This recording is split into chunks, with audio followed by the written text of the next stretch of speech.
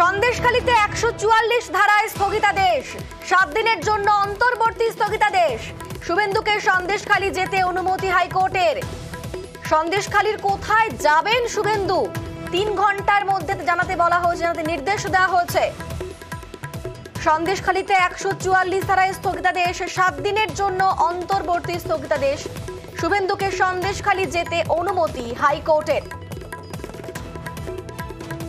সন্দেশখালীর কোথায় যাবেন 3 ঘন্টার মধ্যে জানাতে হবে, এমনটাই নির্দেশ দেওয়া হয়েছে। শুভেন্দুকে জানানোর নির্দেশ হাইকোর্টের। সন্দেশখালীতে জারি হওয়া যাবতীয় 144 ধারায় স্থগিতাদেশ, 7 দিনের মধ্যে বসিরহাটের পুলিশ সুপারের রিপোর্ট তলব। 1 ফেব্রুয়ারি থেকে জারি সব ক্রিমিনাল মামলার তথ্য তলব।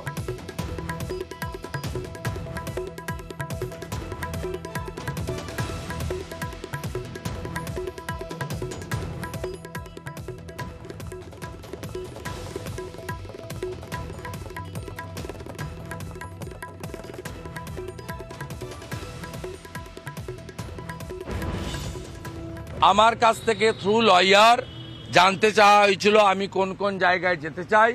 আমি সন্দেশখালী 2 নম্বর ব্লকে সন্দেশখালী জিপির 7 থেকে 8টা পাড়া যেখানে মহিলারা অত্যাচারিত হয়েছেন এবং যেখানে ভারতীয় জনতা পার্টির 14-15 জন কার্যকর্তাকে গ্রেপ্তার করা হয়েছে, সেই উদ্দেশ্যে আগামীকাল সকাল 9টায় আমি কলকাতা থেকে রওনা হব। আমার সঙ্গে এমএলএদের একটা ছোট্ট ডেলিগেশন থাকবে, 3-4 জন 5 জন এমএলএ নিয়ে আমরা কালকে সকাল 9টায় বেরোবো।